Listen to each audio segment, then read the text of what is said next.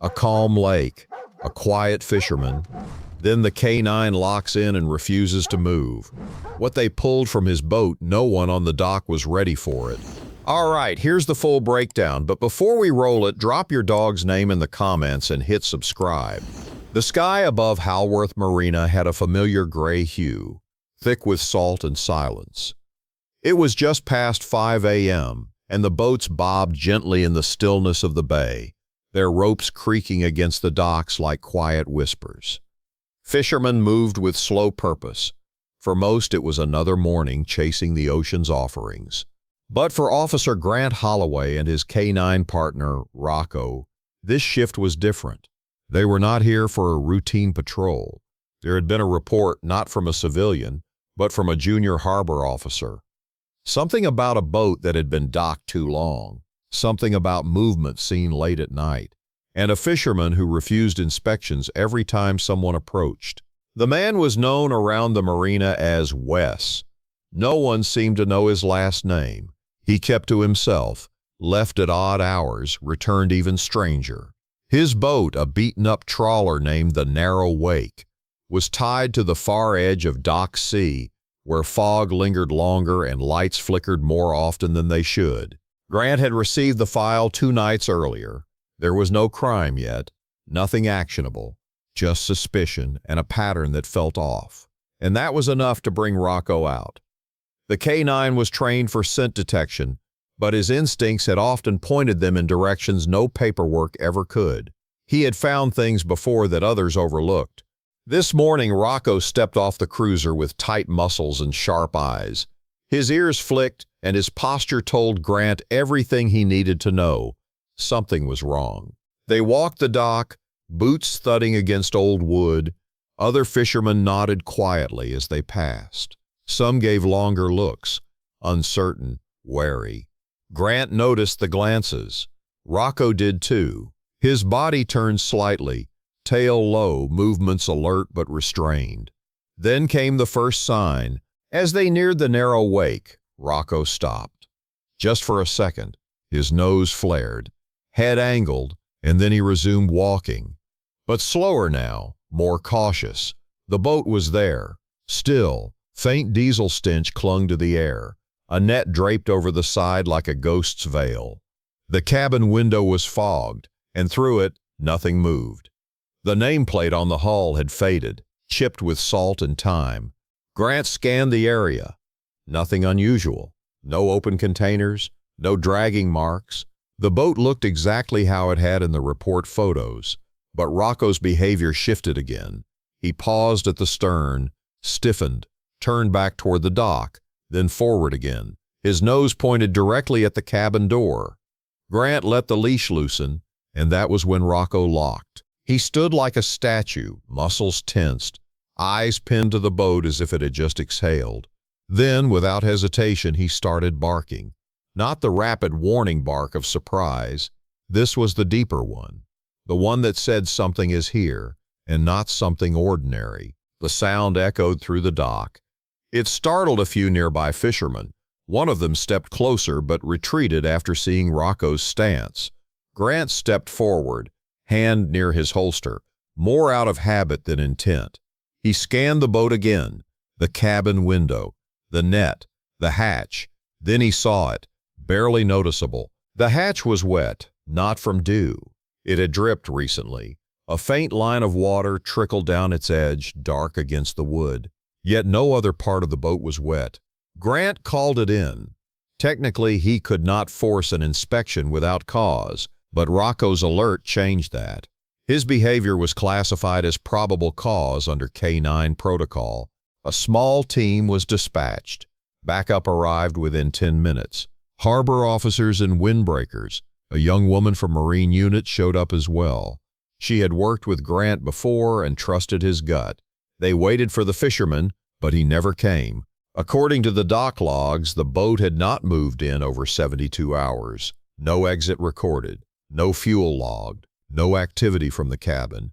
Yet something about the damp hatch, the boat's odd placement, and now Rocco's unwavering alert made the air feel heavy.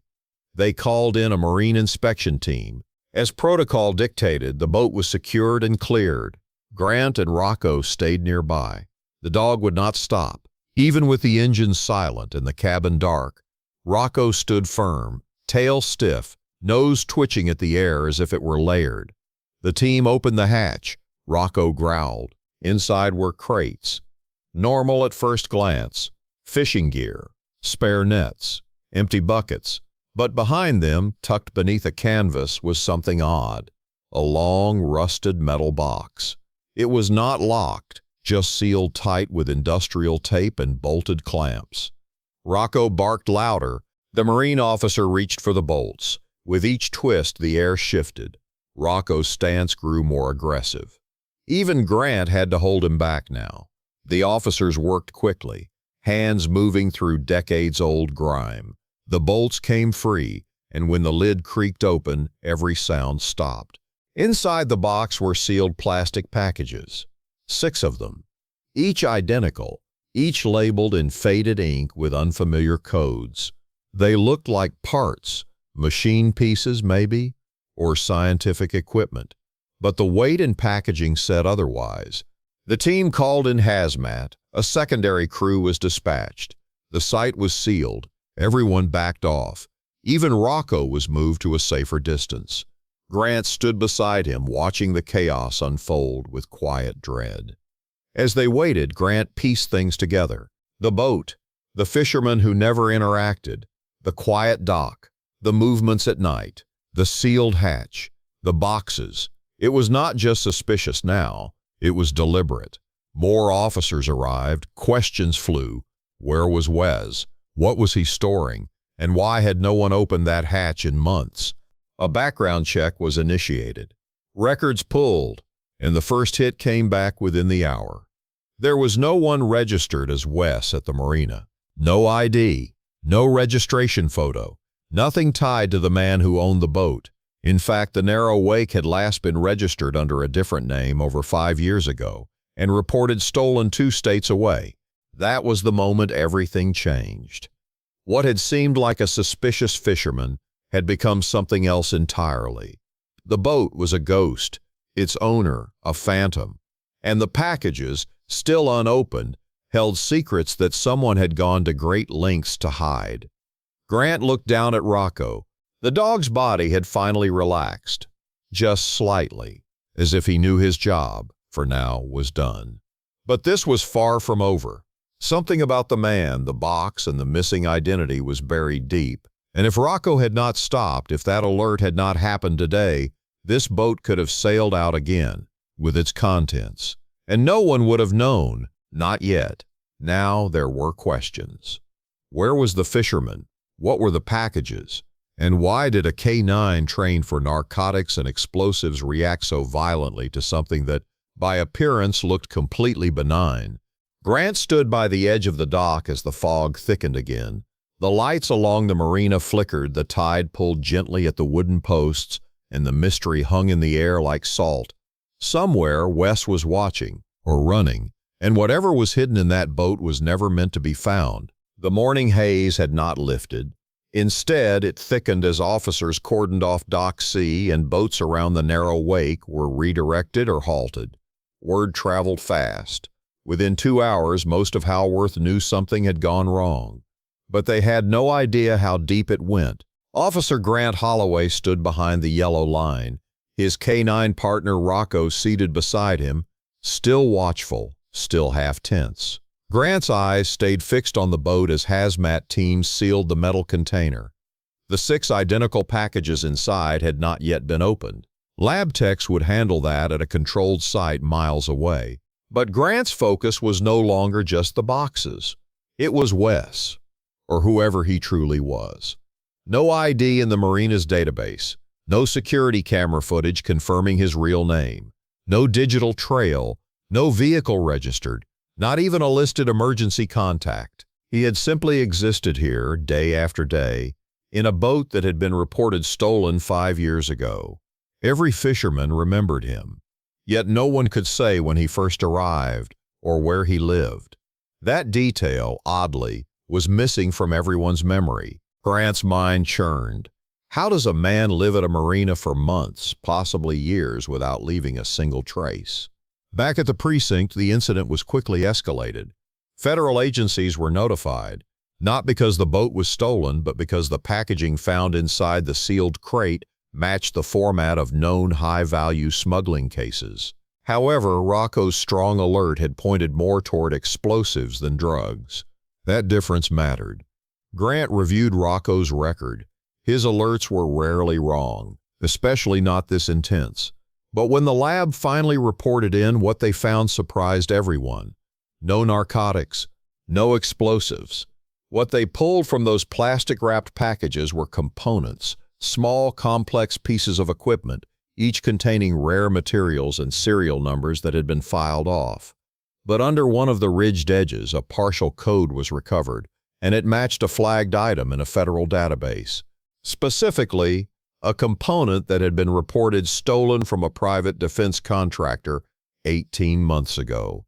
That shifted everything. This was not drug smuggling.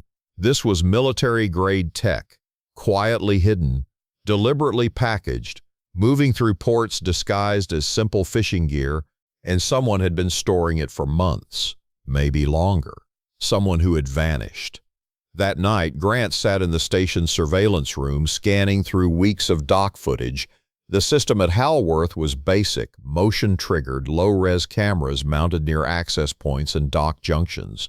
But he knew where to look. He rewound to 3 nights before the alert. The camera near Dock C activated briefly at 2:47 a.m., just 5 seconds of footage. A figure walking along the dock, hoodie overhead, carrying what looked like a rolled tarp. The gait was slow, deliberate. The figure never looked at the camera. But the strangest part? The person walked to the narrow wake, then vanished beneath it. Not onto it, not into the cabin, beneath the boat. Grant froze the frame, zoomed. Enhancing only helped so much, but something caught his attention. A dark object resting under the dock, metal, square-edged. Not part of the pier, not part of the boat. It looked like another box, hidden below the wooden planks, submerged and tucked out of view. Grant returned to the marina early the next morning. He brought 2 divers and Rocco. The divers suited up quickly, while Grant walked the dock edge slowly, mentally retracing the steps from the video. Rocco tugged the leash. He led Grant forward again toward the edge, then to the side of the dock just behind the narrow wake. The dog stiffened, then barked. Low, 1 bark. A confirmation. The divers went in. Visibility was poor. Barnacles clung to the understructure of the dock. 1 diver surfaced after 5 minutes, holding a small waterproof satchel. Inside was a notebook. Pages ruined, ink bled into the paper, but 1 word could still be read: waypoint. Beneath it, a set of numbers, coordinates, some circled, 1 underlined. The page had been folded into a plastic sleeve and tucked into a corner of the bag. There was also a small disk drive inside, corroded but intact. Rocco had found something again. But instead of ending the mystery, it deepened it. The analysis took another day. The disk, when decrypted, held only fragments of audio, distorted, garbled, mostly useless, except for 1 section, enhanced by forensic audio engineers. A man's voice, barely audible, raspy, low. All drops secure, do not deviate. Boat remains silent until extraction. Surveillance gap is 6 minutes max. Waypoint 2 is final. Then silence. Grant stared at the transcript. Boat remains silent. Waypoint 2 is final. There was no name, no origin. The voice had been routed through multiple distortions. But something about the word extraction stayed in Grant's mind. This was never about the marina. This boat was a holding point. Someone had been using the narrow wake as a pass-through hub, storing sensitive items before moving them elsewhere. And Rocco, without knowing any of that, had sensed it before any machine could. Grant returned to the boat once more, this time alone, just Rocco and him. The boat had been cleared, evidence bagged, hazmat done, but Grant had a feeling. He stepped into the cabin. A dusty radio crackled faintly. No signal. A map lay on the wall, just a nautical chart of the coastline. but someone had scratched a faint line across it with a blade. It connected one point inland with a spot far out in the water, almost too far.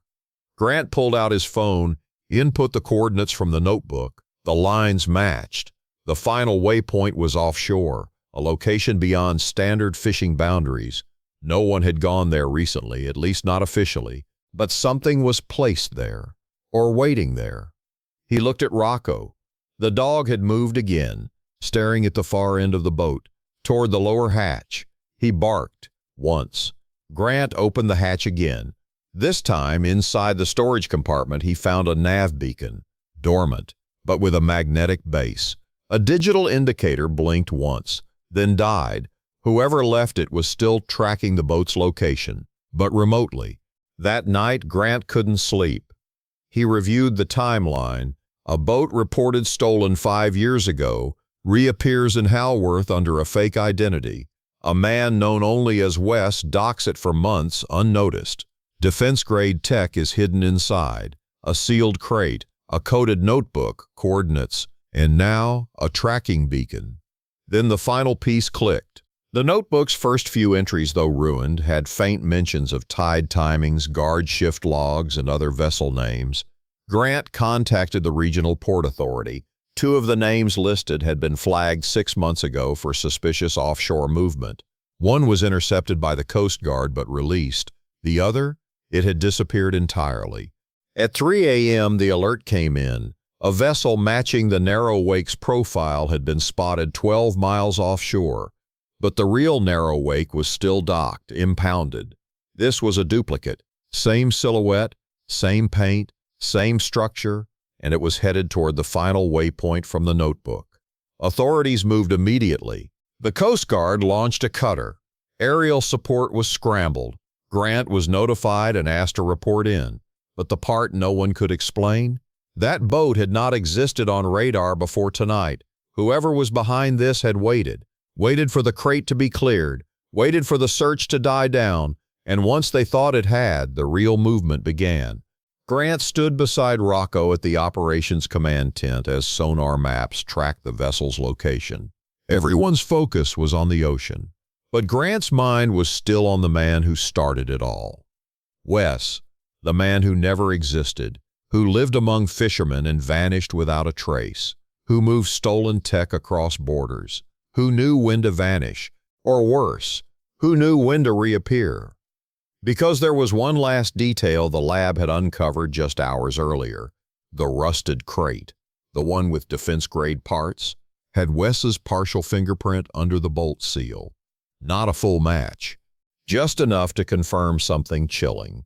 Wes had packed that crate himself, and now, as the duplicate boat headed into open water, Grant realized this was not a forgotten operation. This was just the beginning. The ocean looked peaceful from the coast, but 12 miles out, something far more calculated was unfolding. The vessel spotted near the final waypoint, almost identical to the Narrow Wake, had no name on its hull, no registration, no transponder. It had slipped into open water like a shadow that knew exactly where to vanish, and yet now it was visible. It was meant to be seen. Grant stood at the edge of the coast operations tent, radio static crackling in the air. The Coast Guard cutter Valor was already in pursuit, trailing the mystery vessel. Chopper support flanked them from above. But so far, no one on the vessel had responded to calls. No signs of life, no movements on deck. Grant watched the screen. Rocco lay at his side, unusually still, head on his front paws, but his eyes were locked on the same screen as if the tension passed through every human in the room and settled in his bones. The surveillance team confirmed the destination again. The vessel was heading directly for the coordinates marked in the soaked notebook, the one hidden under the dock, the one Rocco had tracked. The final waypoint. But the bigger question remained, why now? Why move after months of silence? Why show the boat now after the crate had already been intercepted? Unless Grant stepped back, grabbed the evidence board, and laid it out again. He looked at the notebook's earliest coordinates. There had been 2 drop locations, not one. The crate was one piece of a larger set. The boat out there now was not transporting something, it was retrieving something. Inside the cutter Valor, the intercept team approached carefully. The mystery vessel had slowed, floating on calm waters. No signal, no radio reply. Night was falling fast over the sea, giving the whole scene an eerie stillness. Thermal imaging showed one heat signature inside the cabin. Still, not moving. Possibly unconscious, or worse. The team boarded. Slow steps, quiet hands. Weapons drawn but cautious. They breached the cabin, and inside there was no one. Just a space heater rigged to generate false heat, wired to a power cell, angled beneath a seat. A decoy, but not the only one. In the lower deck, behind a panel, they found a new crate. Identical in structure, same bolts, same industrial tape, but unlike the first, this one was empty except for a single envelope. Inside was a photograph. It showed the narrow wake, docked quietly at Halworth, and beside it, barely noticeable, a man standing on the edge of the dock, face turned away. But the outline was unmistakable. Wes, in red ink scrawled across the bottom corner. You were early. Grant stared at the photo. It was a message, not just a taunt, but proof the man they were chasing had known this was coming all along. That the crate, the notebook, the discovery, it had all been part of a larger loop, a decoy to flush out who was watching, who would respond, and how quickly they would find it. He looked at Rocco, still on high alert. The dog had picked the trail, twice, and now it was clear. Wes had never truly vanished. Because while all eyes had focused on the ocean, something else had been moving inland. That night, the local harbor patrol sent in a new report. A small fishing truck, unmarked, had bypassed checkpoint logs 2 days earlier, right before the crate had been found. The license plate matched none on record. The truck had been parked in a maintenance lot directly beside Halworth's inland waterway, a route not used by commercial boats but connected to the same tidal path. Security footage, grainy again, showed the man who stepped out. Same build, same gait, carrying what looked like a duffel bag with reinforced straps. He walked across the lot, entered a private warehouse. Then the footage cut. The camera had gone offline for 2 hours. When it resumed, he was gone, and so was the duffel. Grant drove out to the location personally. Rocco rode in the back, silent but upright, nose twitching at the air the moment the car neared the maintenance lot. It was fenced, locked, but not sealed. Inside the warehouse, rows of old equipment and fishing tools cluttered the corners. Nothing suspicious, nothing overtly wrong. But Rocco moved the moment they entered. He sniffed once, then veered left, past the workbench, past the crates, toward a stack of worn bait containers, and there, behind them, a metal door, rusted, padlocked. Grant cut the lock. The room behind it was barely 10 feet wide, no light, but the smell inside was sharp. Old copper, grease, fabric, chemical plastic. Rocco's posture stiffened. His ears perked, and then for the third time in the entire case, he locked. The floor had been cut open. A small square of concrete lifted a hidden storage cavity. Inside, wrapped in heavy thermal blankets, were 3 more components. Smaller than the crate parts, but clearly designed to fit with them. Each one had a serial scratched off. Each one had been marked with oil-based ink. Numbers, codes, all cross-referenced later that night and confirmed stolen tech from 2 separate defense contractors months apart. Grant's breath caught. This was the true cargo. The crate had been a diversion. The decoy boat had drawn resources out to sea, and the real delivery had already gone inland, right under everyone's nose. The search for Wes intensified, but it was no longer about finding a man with a boat. It was about finding someone who had moved inside federal networks, stolen high-level components, stored them across multiple ports, and walked away as if no one was watching. But someone was. Rocco had seen through it all. Every pivot in the case, the boat, the hatch, the dock, the inland drop, had been first signaled by a K9 who refused to be ignored. It was not luck. It was instinct. And now Rocco was pacing. Inside the precinct garage, 2 seized vehicles were undergoing search. One had residue, chemical traces of packaging adhesive, the same kind used in the crate. Rocco halted by the rear tire. He barked. Once. Grant walked over, removed the paneling above the wheel well. Inside was a GPS tracker. Still blinking, still live. It had pinged 3 locations: Halworth Marina, the inland warehouse, and a storage facility 2 states north, near a military airfield. That was the final dot. Federal agents moved quickly. The storage unit, rented under a false name, was raided. Inside was nothing but old fishing gear and an outboard engine. But beneath the tarp, tucked in the foam casing, a fake ID. The name Weston Hale. But that was not the twist. The face on the ID was not Wes. It was Grant, his own face. Falsified. Modified. But unmistakably his. That was when it hit him. This had all been tracked. Not just by Wes, but mirrored. Copied. They had recorded their movements, then built a false paper trail to divert, confuse, and stall. Wes had known law enforcement would catch on. He had planned for it. And he had personalized the final twist. This was no longer just about smuggling. It was a message. You followed the dog, but I followed you. Back at the precinct, Grant sat in silence, Rocco beside him. The components had been recovered. The fake boat had been seized. The leads were drying, and Wes, if that was even his name, was gone again. But there was one final package, delivered the next day. No return address. Inside, a flash drive, encrypted. One file, a short video, security cam footage. It showed the marina, Grant, and Rocco standing on the dock the morning they first approached the narrow wake. The footage paused, then zoomed.